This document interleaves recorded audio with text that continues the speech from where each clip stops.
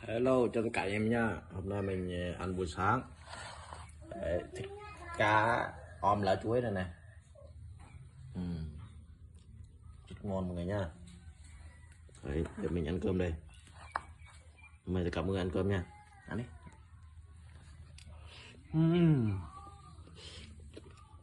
Ăn thử mọi người nha. Mời tất cả mọi người ăn cá nha.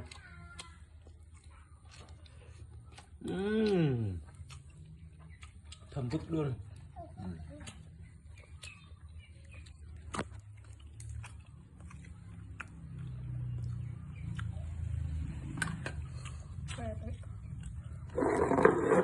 Bà bịa. Mẹ mắm cả thế đấy nữa.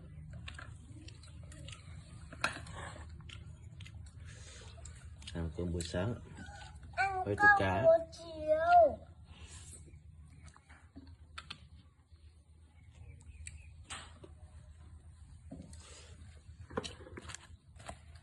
Mong con bạn. Mong con cái hả?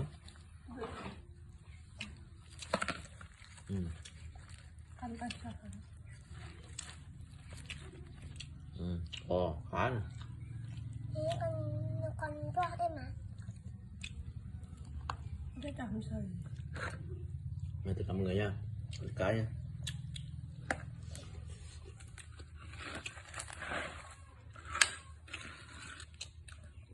Lên bật lên.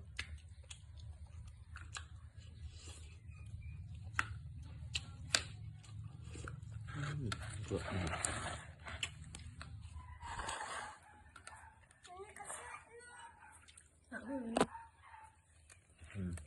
Mọi người xem nào. Người Tây Nguyên ăn như thế hết.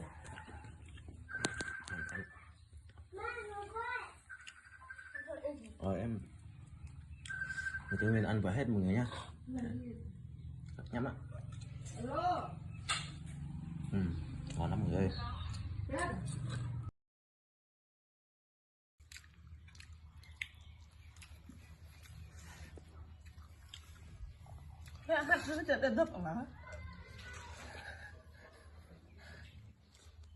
Rất nó trong phú ở. Ăn thịt cá, ăn cơm má. Hôm thầy là ăn thịt gà rồi. Ngon lắm rồi. Con là mẹ gần đôi thịt. Xả ớt. Ăn một cái.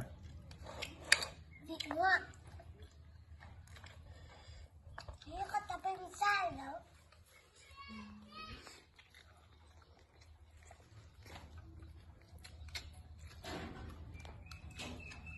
Mẹ, nó thầm mà cho con hết. Nó bắt thắng rồi đó.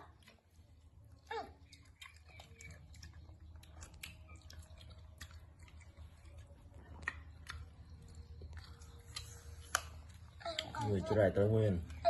Ăn thịt cá, ăn lá chuối.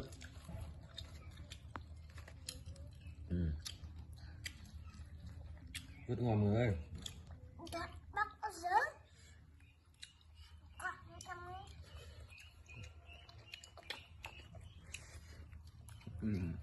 Đây là bé Khuynh. Năm là bánh ma.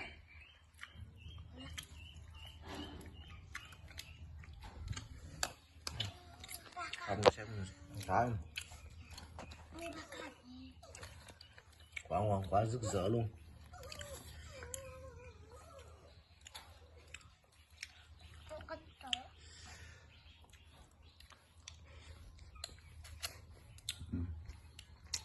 Người Tây Nguyên cho ăn thì này tới mọi người ơi. Ăn thì cũng ngon mọi người ơi. Ăn thịt gà nữa. Ăn cái nào nữa. Ăn thịt gà luôn, thịt bò.